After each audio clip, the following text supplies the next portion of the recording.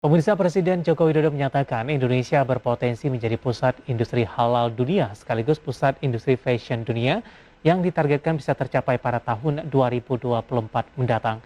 Dan salah satunya upaya pemerintah adalah dengan membuka keran insentif bagi pengembangan industri halal dan kawasan industri halal di tanah air.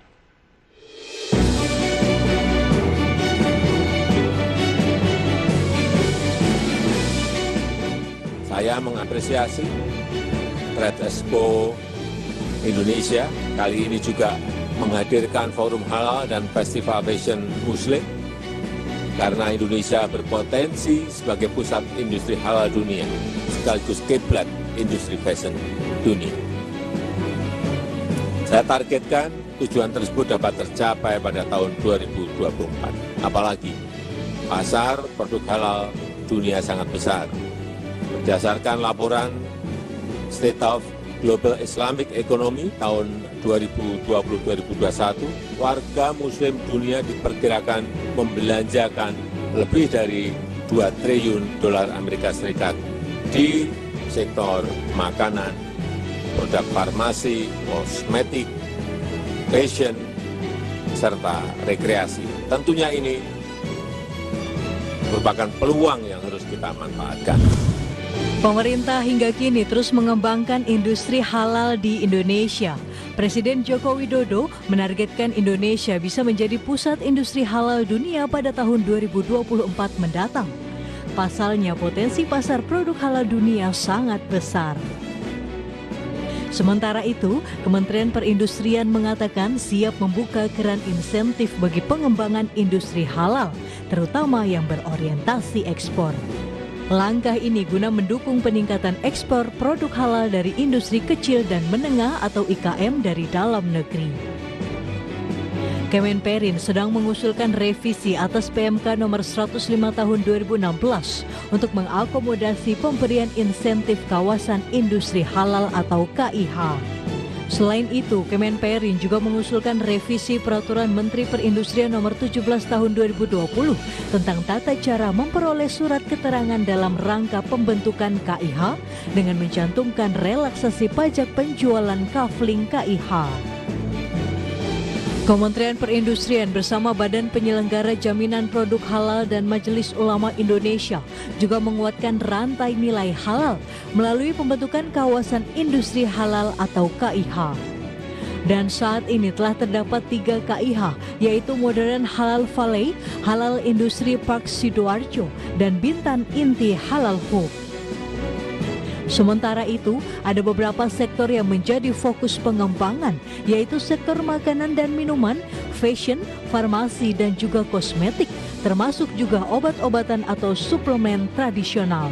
Semua ini akan dituangkan dalam Master Plan Industri Produk Halal Indonesia yang saat ini dalam proses penyelesaian. Jakarta, Tim Liputan IDX Channel. Ya, pemirsa, di segmen ini kita akan membahas topik pemerintah berinsentif industri halal siap mendunia, dan kita sudah terhubung melalui Zoom bersama dengan Bapak Afdal Aliasar yang merupakan Direktur Industri Produk Halal Komite Nasional Ekonomi dan Keuangan Syariah. Kita akan langsung sapa saja Pak Afdal. Selamat pagi menjelang siang, Pak. Selamat pagi, Mas David. Assalamualaikum. Waalaikumsalam, Pak Afdal. Terima kasih sudah meluangkan waktu di IDX Channel. Pemerintah beri insentif industri halal siap mendunia. Tapi sebelumnya mengawali perbincangan kita, Pak Afdal, saya ingin tahu bagaimana perkembangan industri halal di tanah air, terutama di tengah pandemi COVID-19.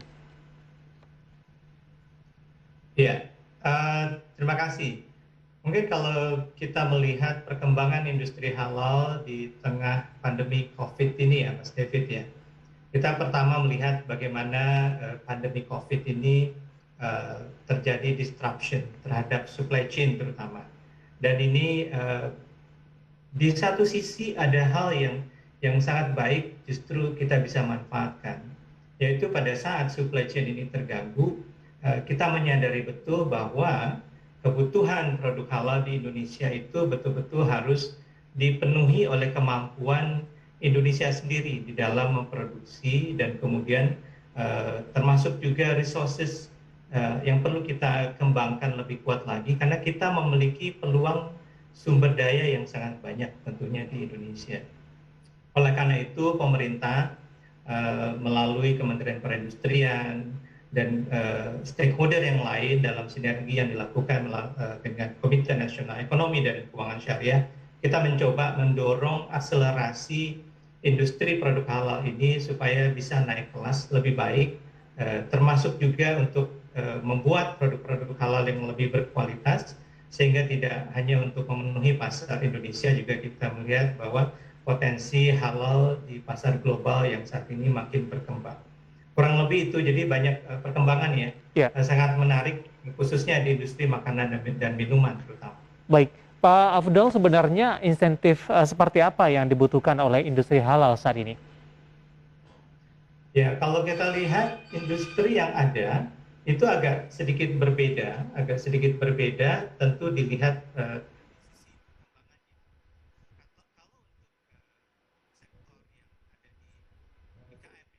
Halo Pak Afdal?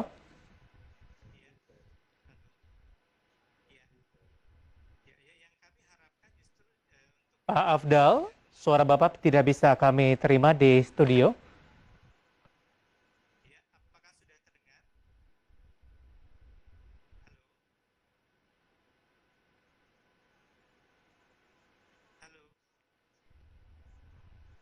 Halo Pak Afdal?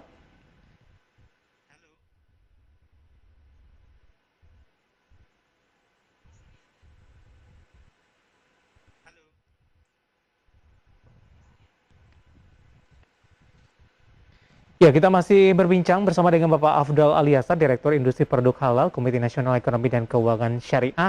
Tapi sebelumnya tim redaksi kami sudah berhasil merangkum beberapa informasi grafis dan mungkin saja bisa menjadi salah satu referensi untuk Anda. Langsung saja kita ke grafis yang pertama. Kita akan coba lihat 3 kawasan industri halal atau KIH Indonesia. Lakukan kodifikasi terhadap sertifikasi halal produk dengan data perdagangan Indonesia. Jadi ke depan harapannya kalau ekspor produk halal Indonesia, nanti para eksportir bisa mencantumkan data sertifikasi halal di dalam pemberitahuan ekspor barangnya. Kodifikasi ini harapannya akan bisa membuka tabir yang lebih besar lagi, akan kelihatan bahwa Indonesia itu memang sudah cukup baik di dalam produksi produk halal dan banyak yang sudah kita ekspor. Dan harapannya kita akan memiliki suatu statistik yang lebih kuat.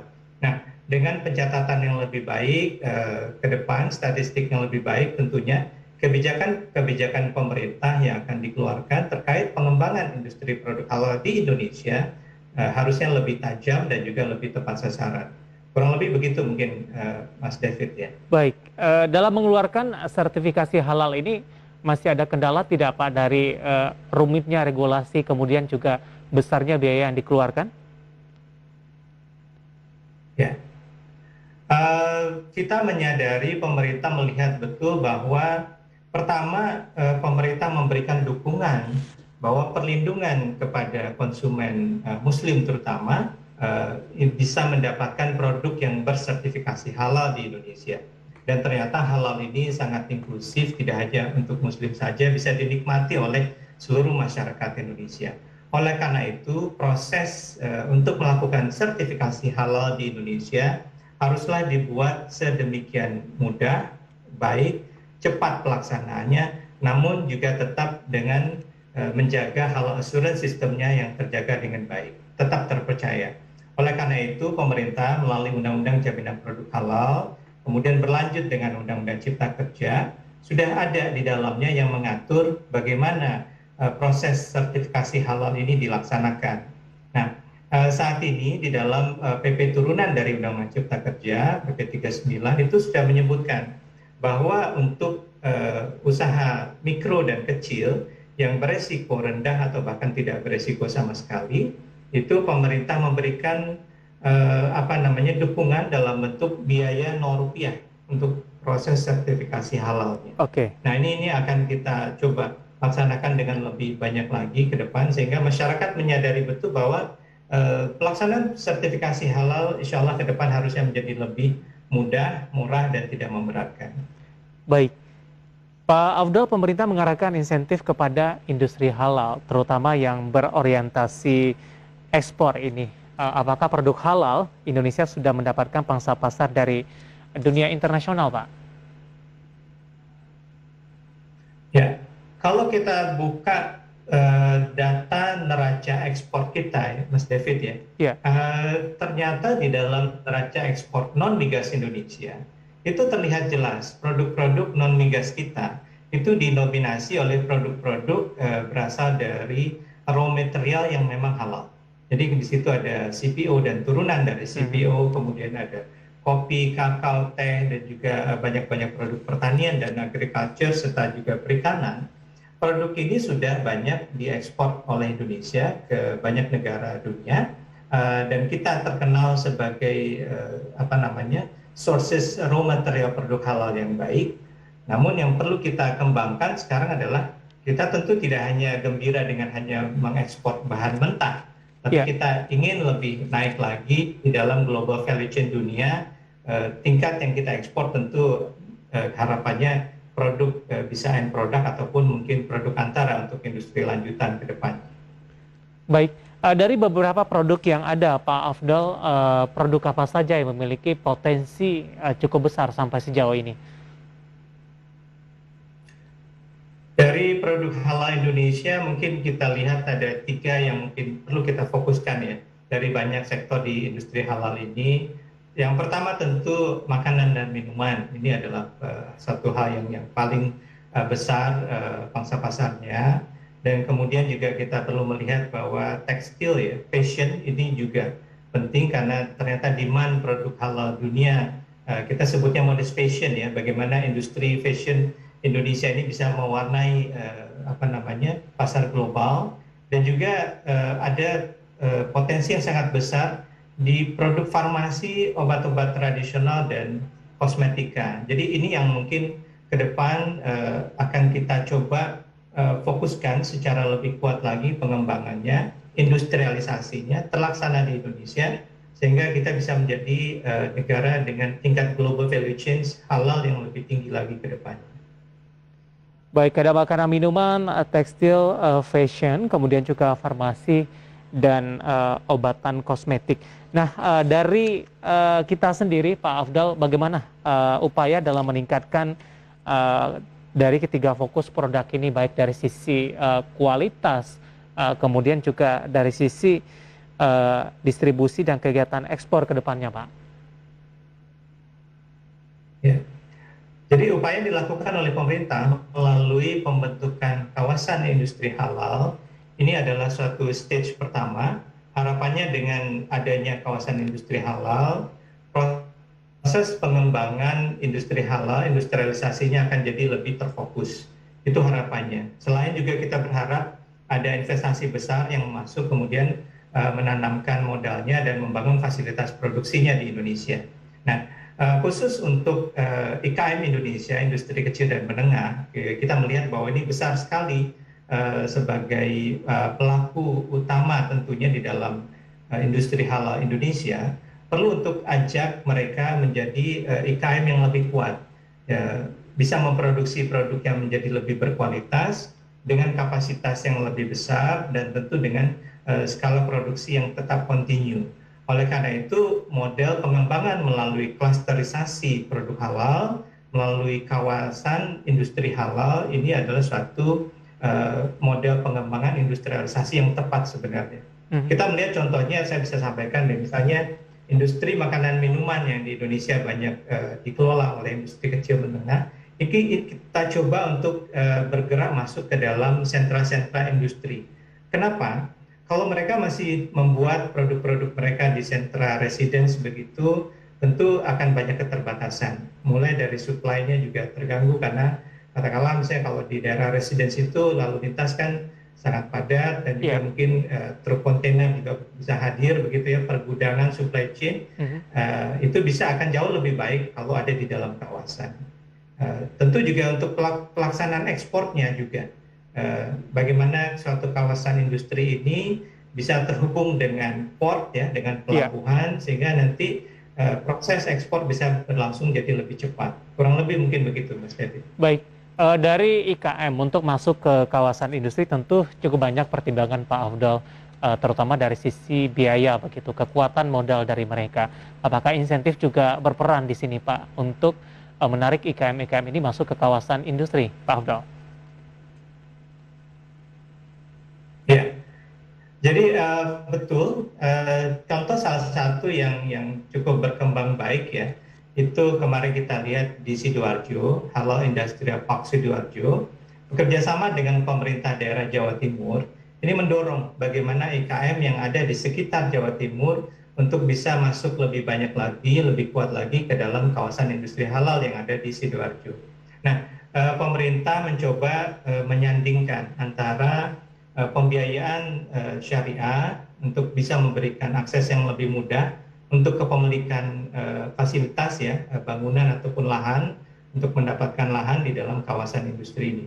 Jumlahnya tidak besar ya, artinya bagi IKM tentu bisa, kalau seandainya bisa melakukan relokasi dengan harapannya suatu skala-skala industri yang kecil tapi sangat baik, harapannya itu bisa menjadi mendorong mereka bisa menjadi lebih baik lagi. Nah, insentif apa yang diharapkan? Tentu pembiayaan itu harapannya kepemilikan dari lahan di industri tadi bisa dicicil mungkin dengan angka yang jangka waktu yang cukup panjang dan harga yang lebih murah, tentunya begitu. Baik, Pak Afdal, saat ini baru ada 3 kawasan industri halal di Indonesia dengan jumlah penduduk yang cukup besar, kemudian juga luas area yang juga cukup besar begitu, potensi ekspor ke depannya juga cukup besar. Apakah ini sudah cukup Pak atau perlu penambahan di titik-titik tertentu untuk area industri halal ini? Ya, kami melihat pengembangan kawasan industri atau bahkan kalau di pemerintah itu ada kawasan ekonomi khusus, itu juga bisa dikembangkan.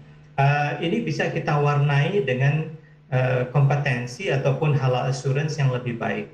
Jadi kawasan industri yang sudah ada pun bisa membentuk semacam zona-zona halal di dalam kawasan industri mereka. Tentu dengan terlebih dahulu bisa memenuhi persyaratan halal assurance yang lebih baik ya. Jadi tidak hanya di dalam suatu kawasan yang baru ya, tapi di kawasan yang lama pun harapannya urusan terkait dengan halal assurance-nya bisa dikembangkan. Oleh karena itu kami mengajak BPJPH untuk hadir di kawasan industri, kemudian lembaga pemeriksa halal untuk juga hadir di kawasan industri, pembiayaan syariah untuk hadir di kawasan industri, sehingga ekosistemnya bisa terbangun dengan baik, sehingga nanti para pelaku usaha akan betul-betul bisa menikmati ya, bisa membuat produk halalnya dengan kemudian melaksanakan sertifikasi halalnya secara lebih mudah ke depan. Baik, tidak harus membuka kawasan industri halal yang baru, tapi dengan kawasan-kawasan industri yang sudah ada, tapi dengan beberapa prosedur tadi yang sudah Anda sebutkan berjalan dengan baik, ini juga bisa membangun kawasan industri halal yang bukan di kawasan industri halal yang sudah ditetapkan, Pak Afdal. Baik, Pak Afdal, ini terkait dengan perkembangan sampai sejauh ini, bagaimana Anda melihat kekuatan Indonesia ke depannya? Kemudian tadi Presiden Joko Widodo menetapkan tahun 2024 Indonesia akan menjadi kiblat dari industri halal dunia. Ya, kita melihat itu sangat achievable ya, dengan positioning Indonesia saat ini sebagai pasar produk halal terbesar di dunia. Saat ini Indonesia adalah pasar produk halal terbesar di dunia. Memang kita lebih banyak mengkonsumsi, namun kami melihat bahwa para industriawan, pelaku-pelaku industri melihat Indonesia tidak hanya sebagai pasar saat ini, tapi melihat Indonesia sebagai tempat untuk pengembangan. Jadi research mengenai produk halal, mengenai ingredients industri terkait dengan produk halal akan dikembangkan lebih kuat lagi di Indonesia. Kita akan kejar research ini supaya apa? Supaya produk halalnya menjadi lebih banyak, dan harapannya dengan produksi yang kuat, kita tidak hanya untuk memenuhi pasar Indonesia, kita akan bawa ke dalam pasar dunia. Tadi kalau disebutkan lebih dari 2 triliun US dollar pangsa pasar produk halal dunia, dan itu adalah kue yang harus diambil oleh Indonesia. Dan itu insya Allah sangat achievable ya. Jadi Indonesia, kami harus yakin dan percaya dan kita confidence untuk bisa mencapai itu, Mas. Pak Afdal, apa yang bisa kita pelajari Pak dari negara tetangga, Malaysia contohnya, dari sisi penduduk muslimnya Indonesia jauh lebih besar, tapi industri halal dan produk halal mereka cukup jauh berkembang sampai sejauh ini.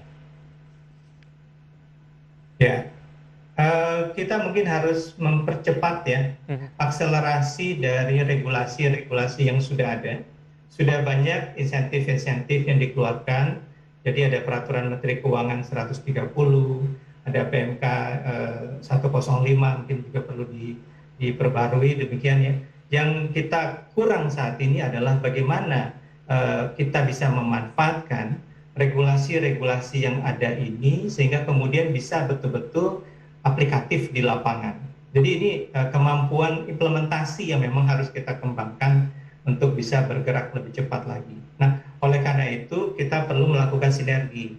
Salah satunya hadir dengan kawasan industri ini itu adalah membangun ekosistem. Konsepnya adalah membangun ekosistem di mana di dalam kawasan di situ ada lembaga pemeriksa halal, di situ ada badan penyelenggara jaminan produk halal, di situ ada lembaga pembiayaan syariah dan juga ada supply chain yang memang secara asuransi halalnya bisa dijaga dengan baik dan resources material yang ada di Indonesia bisa datang, bisa dimanfaatkan dengan lebih baik. Insya Allah dia bisa menghasilkan produk halal yang jauh lebih berkualitas. Jadi kami yakin dengan memperkuat sinergi, membangun ekosistem, itu adalah kunci keberhasilan dari pengembangan produk halal di Indonesia ke depan.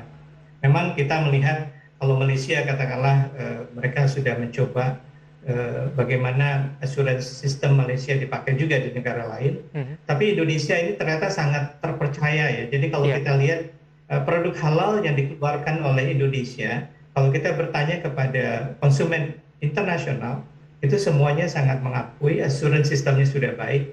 Nah itulah yang perlu kita tetap jaga, kita kembangkan lebih kuat lagi. Baik. Pak Afdal, waktu kita cukup terbatas. Terima kasih sudah bergabung bersama kami. Semoga yang kita bahas bisa menjadi referensi bagi pemirsa IDX Channel. Kemudian juga target dari Presiden Joko Widodo di 2024 nanti bisa tercapai dengan potensi yang besar kita miliki dan dikembangkan dan perbaikan dari sisi regulasi. Terima kasih Pak Afdal, sehat selalu Pak.